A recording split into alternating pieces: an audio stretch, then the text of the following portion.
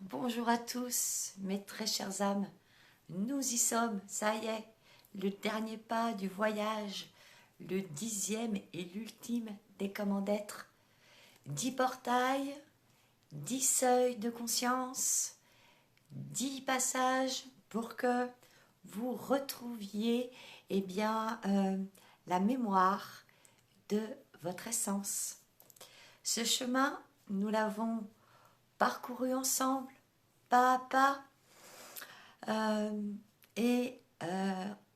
en déposant ce qui pesait, en libérant ce qui retenait, en laissant tomber tout ce qui n'était plus vivant. Parce que chaque des comment d'être, je l'espère, a été une guérison, une traversée d'une souffrance humaine vers une vérité plus haute, un retour à la mémoire du divin en soi. Alors, quand la souffrance venait de la séparation, le premier des comment d'être nous a rappelé tout est Dieu. Dieu est un, Dieu est en vous, en moi, en tout. Reconnaître l'unité du divin, c'est vraiment reconnaître que tous les êtres sont égaux en essence. Il n'y a pas de hiérarchie entre les formes du vivant. Nous avons donc cessé de chercher Dieu à l'extérieur pour l'incarner en nous. Quand la souffrance venait de l'illusion et de la dépendance aux formes, le deuxième des comment d'être a levé le voile. Tu ne feras pas d'image taillée. Il parle de tout ce qu'on a appris à vénérer à la place de notre propre être, parce que, je le rappelle encore une fois, nous n'avons rien à acheter pour être en lien avec le divin. Tu ne serviras point, car tu es celui que tu invoques. Et puis, quand la souffrance venait du verbe déconnecter, le troisième des comment d'être nous a rappelé la puissance du logos. Tu ne prendras pas le nom de Dieu en vain. Alors, chaque mot que nous prononçons crée une onde. Nous avons cessé donc de parler pour convaincre et commencé à parler pour vibrer notre vérité. Et puis, quand la souffrance venait du temps, du contrôle et de l'épuisement, le quatrième des comment d'être nous a ramenés dans le sabbat originel. Souviens-toi du jour du sabbat pour le sanctifier. On a vu que le vrai repos n'était pas une pause, mais un retour à soi.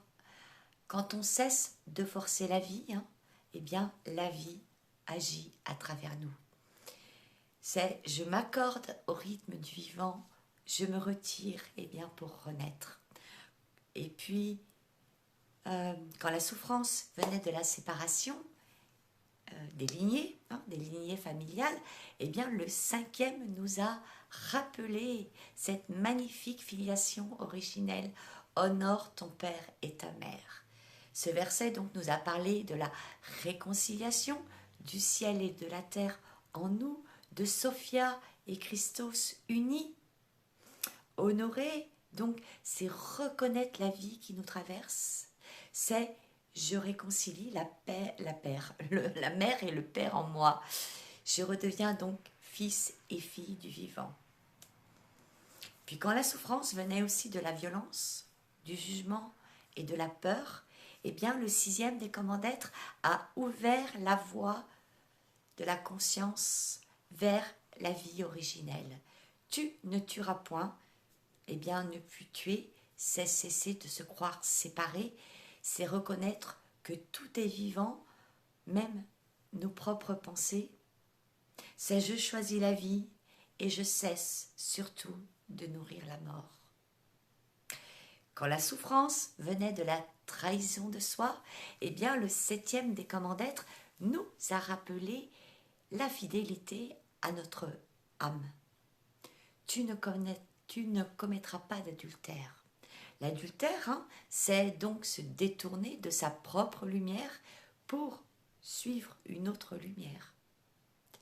Aimer depuis l'être originel, c'est rester fidèle à sa vibration, même quand le monde change.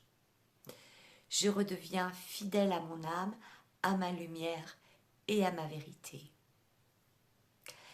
Quand la souffrance venait du manque, du contrôle ou encore de la peur d'être volé, le 8e des commandements d'être nous a réconciliés avec l'abondance originelle.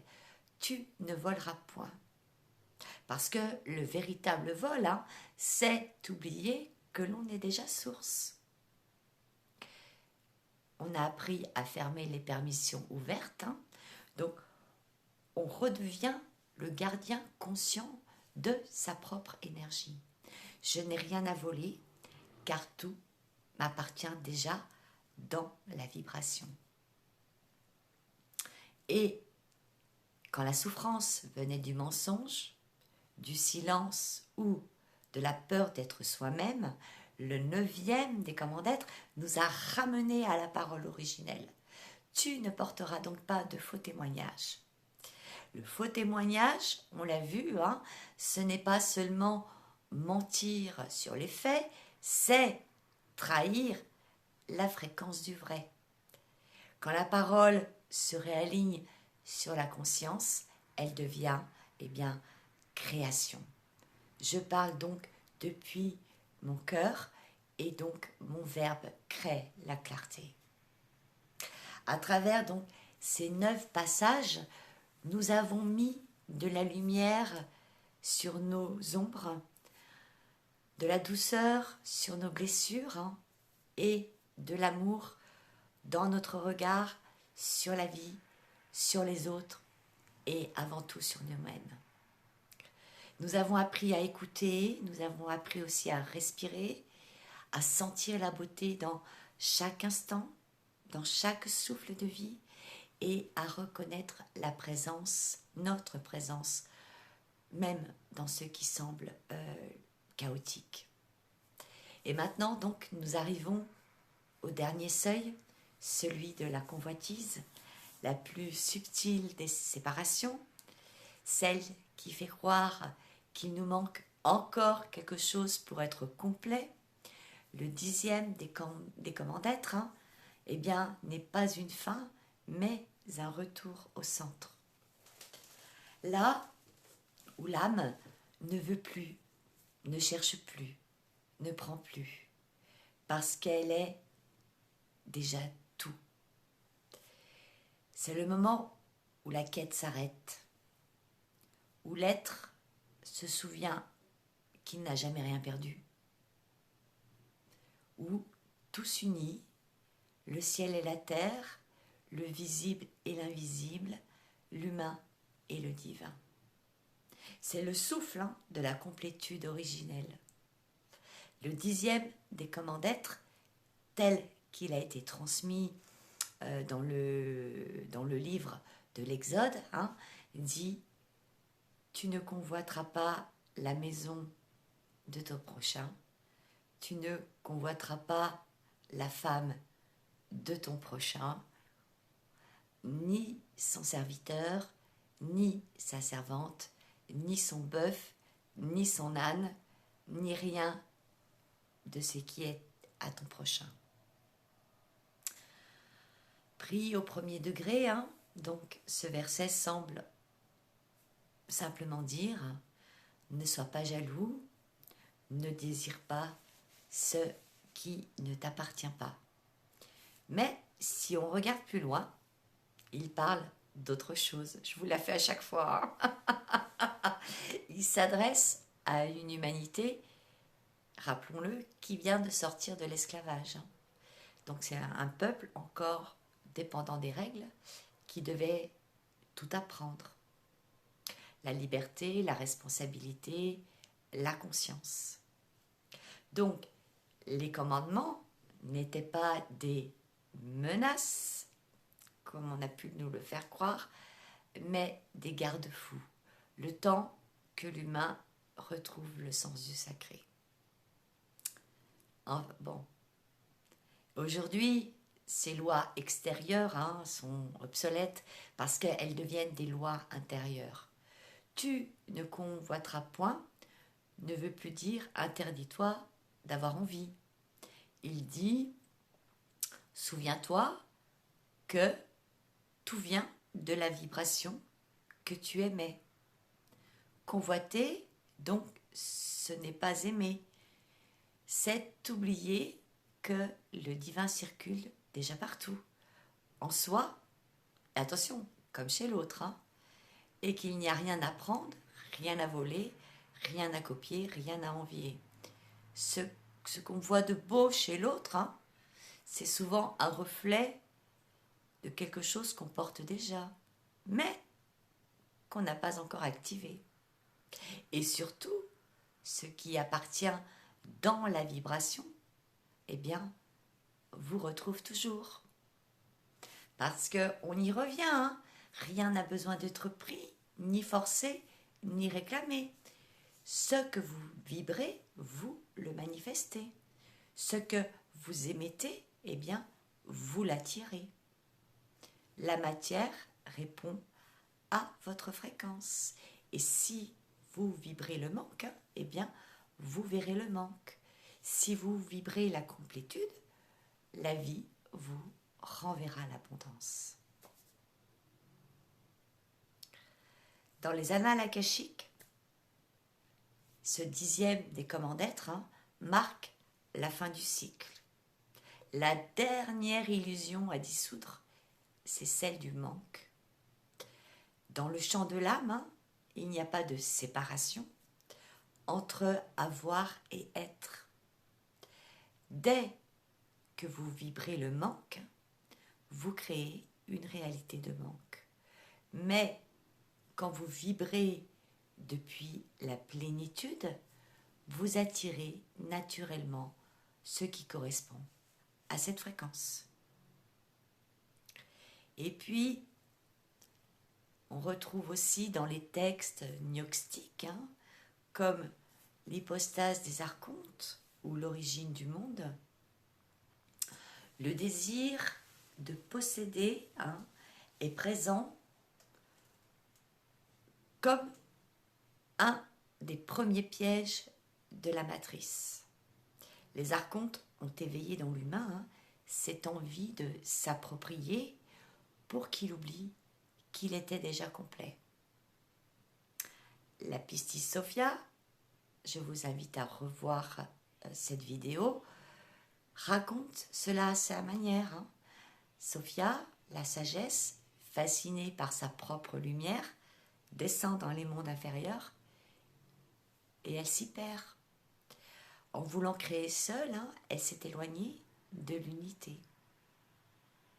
Et c'est exactement ce qui se passe quand on veut obtenir sans se souvenir de ce qu'on est déjà. Et souvenez-vous, quand Sophia se souvient, elle remonte par ses chants, elle remonte naturellement, non pas par effort, mais parce qu'elle se reconnaît. On ne monte pas vers la lumière, on se souvient, attention, qu'on en fait partie. Alors aujourd'hui, cette parole n'est plus un interdit, c'est un rappel, un miroir qui nous montre encore nos zones d'oubli. Car la convoitise dans le fond n'est rien d'autre que ça, l'oubli, encore une fois, de notre propre richesse intérieure. Et quand notre conscience se souvient, eh bien, elle ne convoite plus. Elle contemple, elle bénit, elle se réjouit de voir la beauté de l'autre, parce qu'elle y reconnaît la sienne. Et ça, c'est chouette. Et ce que la conscience m'a révélé, Eh bien, c'est que la convoitise n'est pas une émotion anodine. Hein. C'est un glissement intérieur qu'on ne voit pas toujours. Hein. C'est là où on se décentre sans même s'en rendre compte. Elle peut naître juste d'un regard, d'une comparaison, d'un simple « Ah bah ouais, moi aussi, hein, j'aimerais bien avoir ça ». Et sans qu'on le réalise, eh bien là, ça y est, on a déjà quitté l'axe. Parce que convoiter, ce n'est pas seulement envier, c'est croire qu'on n'est pas assez. C'est se regarder à travers le prisme du manque, au lieu de se reconnaître depuis notre propre source. La convoitise commence toujours par une comparaison. Et la comparaison, c'est le signe qu'on a oublié notre propre fréquence d'origine. Chaque fois que l'on regarde quelqu'un en nous disant « Pourquoi lui, pourquoi elle, et moi aussi, j'aimerais ça », l'énergie, votre énergie, va se déplacer vers l'extérieur. À ce moment-là, on arrête de rayonner, on observe, on mesure, on juge, on compare.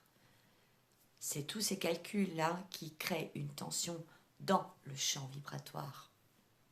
C'est comme si une part de vous disait « j'y ai pas droit, je suis pas complet, de toute façon, il me manque toujours quelque chose ». Et c'est là que la densité s'installe. La convoitise est un désalignement vibratoire. Elle vous place dans une posture d'attente et de comparaison. Elle va fermer la porte à la gratitude. Elle va installer une mécanique de plus tard, quand j'aurai ça, je serai bien. Quand j'obtiendrai ça, là je serai en paix. Mais la paix ne vient pas de ce qu'on obtient. Elle vient du moment où on cesse de croire qu'il manque quoi que ce soit. Et ce que j'ai observé, c'est que la convoitise agit très souvent silencieusement. Même non exprimée, elle circule. Elle crée des liens invisibles entre les êtres, des charges, des tiraillements, des déséquilibres subtils. Penser j'aimerais bien avoir ce qu'il a ou ce qu'elle a, c'est déjà projeter une fréquence d'aspiration dans le champ de l'autre. Et ces ondes se ressentent, pour ceux qui en sont conscients. Elles peuvent amener de la fatigue, de l'irritation, nous vider énergétiquement, parce qu'elles créent des échanges, justement, énergétiques, qui ne sont pas consentis. Et souvent, bien sûr, c'est pas conscient tout ça. Personne ne se dit, tiens, je vais aspirer l'énergie de l'autre. Mais, vibratoirement, c'est ce qui se passe. C'est pourquoi la conscience de sa propre énergie devient essentielle. Quand vous savez qui vous êtes, vous cessez d'aller puiser ailleurs. Et surtout, vous devenez imperméable à ce que les autres projettent sur vous. Parce que des envieux, il y en a beaucoup. Le champ vibratoire est comme une membrane vivante. Si vous êtes centré, tout circule librement. Si vous êtes dispersé, vous allez vous laisser traverser par ces énergies. Alors oui, la convoitise est bien plus qu'une envie. C'est carrément un désalignement qui ouvre la porte à l'ingérence énergétique. Et le premier pas pour en sortir, c'est de revenir à soi, de revenir au centre, dans votre propre reconnaissance de ce que vous portez déjà. Parce que tout ce que vous admirez chez l'autre n'est pas là pour vous rappeler ce que vous n'avez pas, mais pour réveiller ce que vous avez oublié. Ce que vous voyez de beau, de puissant, de lumineux chez quelqu'un, c'est une facette de vous que la vie vous montre pour que vous l'activiez à votre tour. Mais au lieu de dire « je veux ça » et puis pourquoi pas ça, et puis « oh là là, ça j'ai envie de ça », dites plutôt « merci de me rappeler ce que je suis capable d'incarner ». Voyez toute la subtilité? C'est ça la transformation vibratoire. C'est le passage de la comparaison à, eh bien finalement, on célèbre. De l'envie à la gratitude et de la projection à la création. Et ce que ça peut impliquer, bien sûr, dans votre vie, c'est quand on commence à voir la mécanique de la convoitise, eh bien forcément, ça va changer quelque chose à l'intérieur, parce qu'on ne peut plus faire semblant de ne pas savoir. Vous sentez quand vous sortez de votre axe.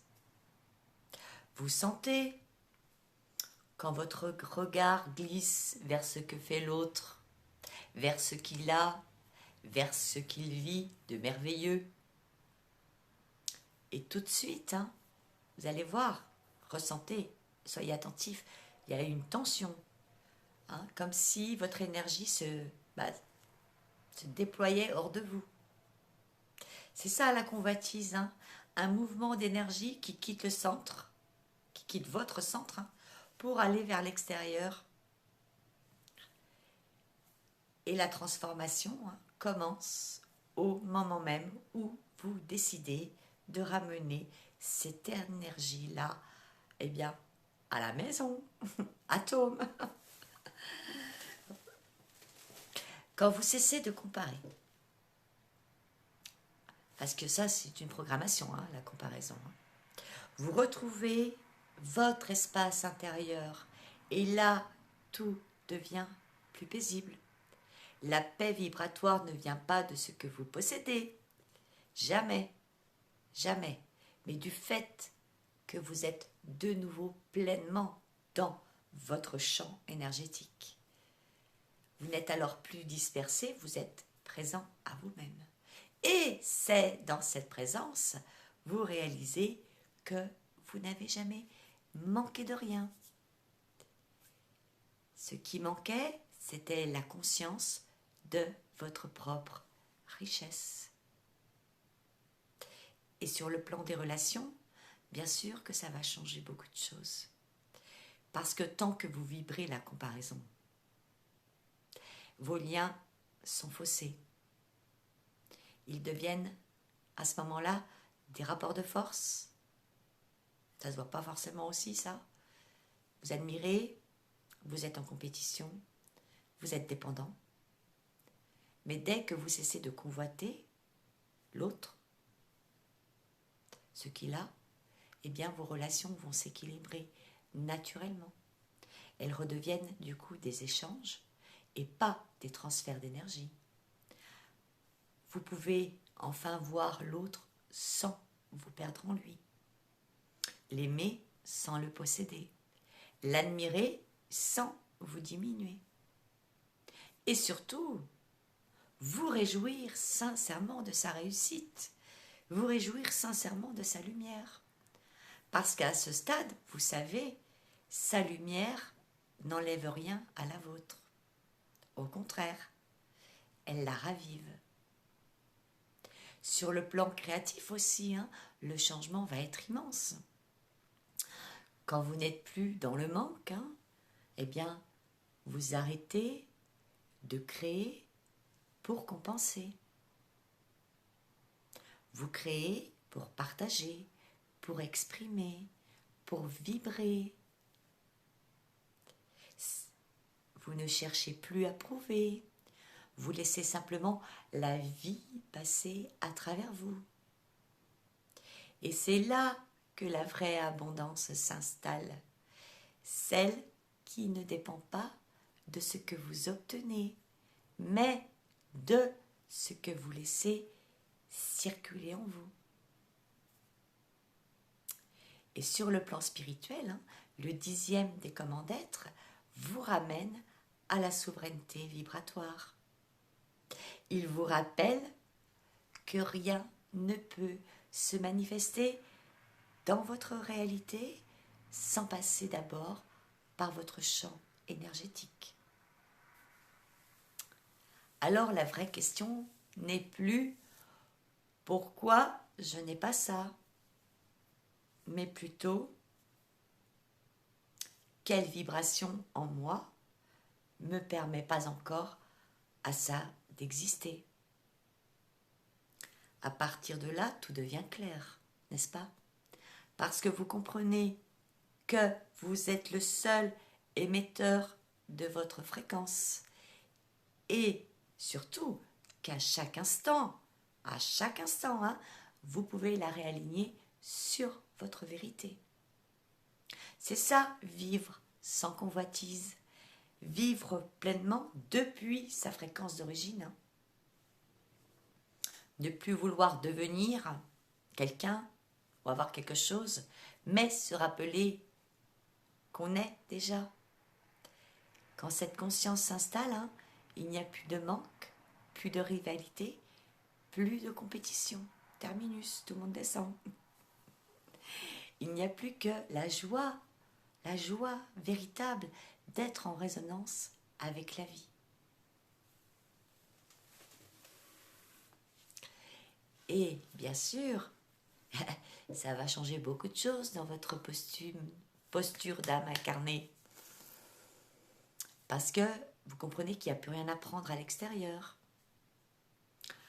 Votre corps va se relâcher, le souffle va s'apaiser aussi, et là-dedans, ça va s'arrêter de courir. Vous avez cette tension constante, voilà, vous n'avez plus ça, de faire mieux, de devenir plus, de rattraper toujours ce retard, parce que tout ce que vous pensez devoir atteindre est déjà là, dans un autre plan de vous-même qui attend simplement d'être connu et activé. Vibratoirement, ça se sent. Le champ devient donc plus stable, plus dense, plus clair, ok ? Vous n'êtes plus dans une énergie où vous allez aspirer celle des autres, mais véritablement de rayonnement. Vous n'attirez plus en tirant à vous, vous attirez en émettant. Et c'est ce basculement-là qui change complètement votre posture d'âme incarnée. Avant, on agissait pour obtenir. Maintenant, on vibre pour recevoir. On passe du vouloir au laisser-faire, à la demande de la confiance, de la dépendance, à la co-création. Vous n'êtes plus un être humain en quête de divin. Vous êtes un être divin en train d'expérimenter la matière. Et à partir de là, tout ce que vous vivez change de sens. Et on repart, les relations ne sont plus des besoins, mais des miroirs. Vos projets ne sont plus des fuites, mais véritablement des canaux de création.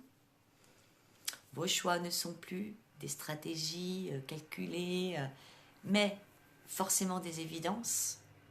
C'est ça, être incarné consciemment, ne plus fonctionner depuis le manque, mais depuis votre plénitude intérieure. Vous devenez alors un émetteur stable, si je puis dire, un point d'ancrage de la lumière dans le monde. mais être un centre de rayonnement conscient à l'intérieur du monde. Un être qui n'attend plus que la vie lui donne, mais qui offre naturellement ce qu'il est. Et reçoit aussi en retour, par pure résonance. La vibration originelle du 10e des comment d'être, c'est celle de la complétude. C'est la fréquence du tout est là, du rien ne manque, de l'évidence tranquille de la source qui se reconnaît à travers toutes ses formes. Quand cette vibration s'active, le cœur, ici le chakra, s'élargit. Notre regard devient plus doux, et puis surtout le mental se tait. Parce qu'il n'y a plus rien à comparer, plus rien à défendre, seulement l'émerveillement de voir le divin jouer à travers chaque visage, chaque histoire, chaque forme de vie. C'est une vibration sphérique, sans bord, sans angle. Elle n'exclut rien. Elle ne hiérarchise rien. Elle contient tout. C'est le chant du Christ intérieur, celui qui bénit tout ce qu'il voit parce qu'il sait que tout ce qu'il voit procède de lui. C'est aussi la fréquence de Sophia retrouvée, la sagesse qui n'a plus besoin de créer pour prouver son existence, mais qui engendre à partir de l'amour. L'unité retrouvée entre la conscience et la matière, entre l'être et la manifestation. Dans cette vibration, le désir se transforme en inspiration. L'envie, devient gratitude et la recherche devient création. Et ce n'est plus je veux, c'est je vibre. Ce n'est plus je prends, c'est je reçois. Ce n'est plus je manque, c'est je rayonne. C'est la fréquence de la plénitude en mouvement, celle qui attire sans vouloir, qui manifeste sans effort et qui crée depuis la joie d'exister. Quand vous êtes dans cette vibration, vous devenez un canal de résonance entre la terre et le ciel. Vous vivez un peu comme une onde, non plus comme une personne séparée, parce que vous savez qui vous êtes. Et c'est là que tout s'aligne. Votre anima, votre souffle, le cœur, votre conscience, le corps. Et c'est dans ce silence vibrant, vous sentez que tout ce que vous cherchiez à l'extérieur est déjà là, dans votre propre lumière, dans votre propre rayonnement. C'est la fréquence du « je suis tout ce que je suis ». Donc ce 10e des comment d'être vient refermer le cercle. Il ne donne pas encore une nouvelle règle, il rend la liberté, il nous ramène au centre, là où tout commence et tout s'achève, dans l'espace tranquille de la conscience qui sait qu'elle n'a rien à posséder, rien à prouver et encore moins à mériter. La convoitise s'éteint quand la reconnaissance s'allume. Et ce que vous reconnaissez maintenant, c'est que vous êtes déjà complet. Vous n'êtes pas venu pour posséder le monde, mais pour le révéler à travers votre lumière. Vous n'êtes pas venu pour accumuler, mais pour rayonner. Vous n'êtes pas venu pour ressembler, mais pour exprimer. Car il n'y a plus rien à vouloir quand tout est déjà là. Le manque se dissout dans la gratitude et la comparaison disparaît dans la reconnaissance de votre unité. Je suis pleinement moi, je n'ai rien à envier, tout à incarner. Je rends grâce pour la beauté de l'autre sans vouloir la lui prendre. Je reconnais la mienne et j'honore ce que je suis, car ma fréquence est irremplaçable.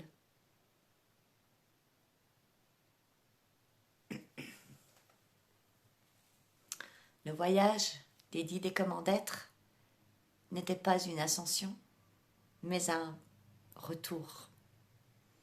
Un retour à la mémoire de votre être originel. Un retour à la simplicité de la lumière. Ce n'était pas non plus un apprentissage, c'est un souvenir. Le souvenir que vous êtes le souffle divin, que vous êtes la source, que vous êtes la vie qui se découvre à travers elle-même.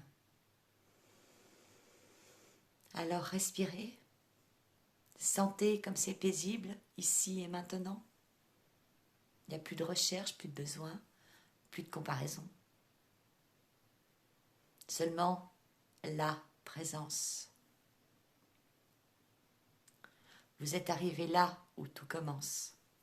Je suis. Tout est là. Tout est un. Tout est vie.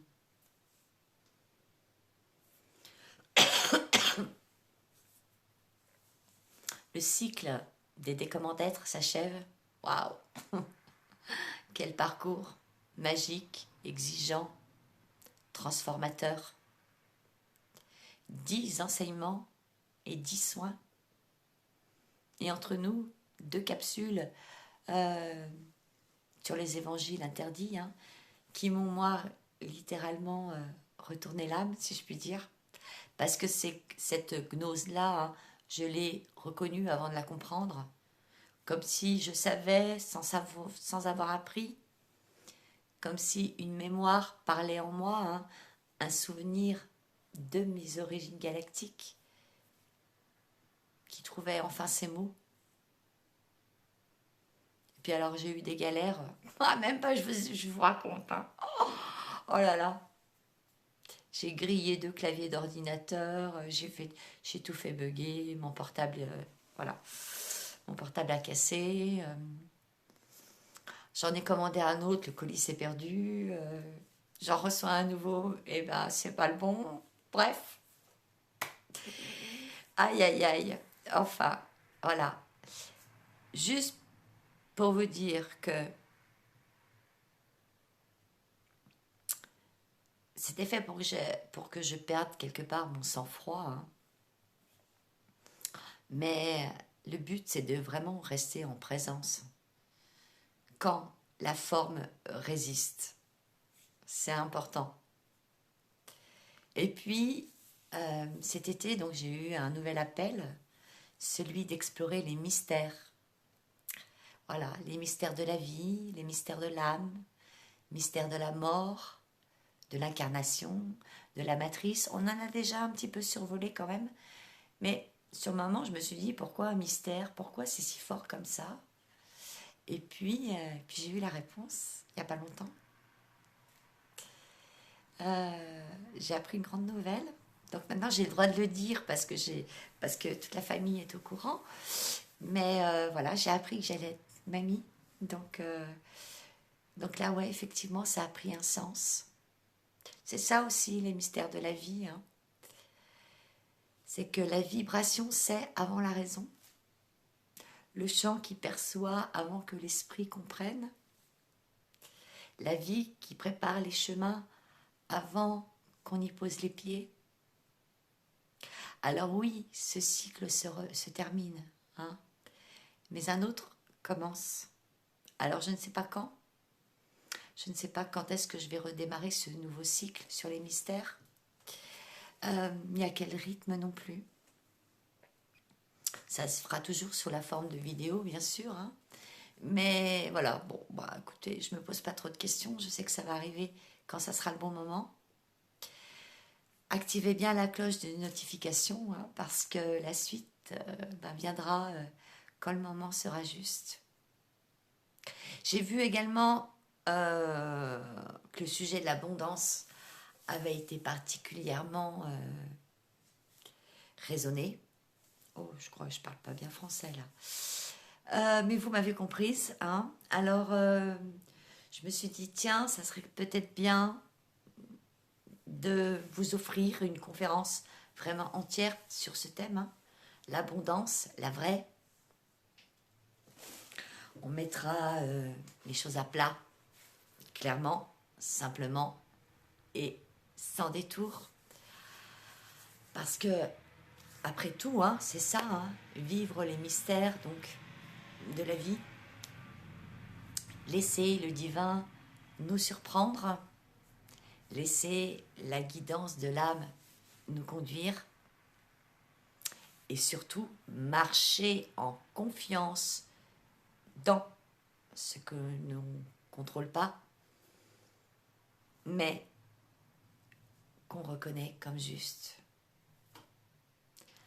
On se retrouve donc demain matin hein, pour le retour à la maison. Je suis la complétude originelle. Et pour la suite du voyage, dans les mystères de la vie. On verra ce que ça donne. Là, j'en ai vraiment aucune idée. Voilà. Et pour info, j'ai réouvert quelques sessions d'accompagnement au mois de novembre et décembre. Voilà. Pour ceux qui sont intéressés, vous pouvez directement réserver, votre petit appel découverte sur mon site internet lefardelaCoccinelle.com. Donc c'est un échange de 30 minutes, voilà, pour apprendre à nous connaître hein, et voir surtout si nos vibrations sont compatibles. Hein, parce que depuis déjà plusieurs temps, hein, je ne fais plus d'accompagnement aux touristes spirituels, d'accord? Donc je demande quand même un engagement sincère, hein, sinon c'est pas la peine de décrocher votre téléphone et de prendre un rendez-vous. Voilà, c'est dit. Merci en tous les cas d'avoir marché avec moi, d'avoir respiré avec moi, d'avoir laissé la vie nous déplacer de l'intérieur. Oh, c'était super. Cette série, j'espère qu'elle vous aura apporté autant qu'elle a pu m'apporter. J'ai vécu des moments intenses et c'était tout simplement génial. Donc merci encore pour tous vos abonnements. Merci aussi, je tiens à faire un petit message à tous ces messieurs qui sont venus s'abonner parce que je vois dans les statistiques hommes-femmes et j'ai vu qu'il y avait pas mal d'hommes. Donc merci messieurs, merci de prendre aussi, parce que je l'avoue, hein, 95% des personnes que j'accompagne sont des femmes. J'ai eu très peu d'hommes et là je me réjouis d'avance que les hommes fassent aussi partie de ce chemin. C'est génial. Bravo à tous en tous les cas. Voilà, merci. À très vite hein, pour la nouvelle série, donc les mystères de la vie. Je vous embrasse, comme d'habitude. Aimez-vous, prenez soin de vous et on se retrouve donc demain pour le soin. Allez, tchuss, merci.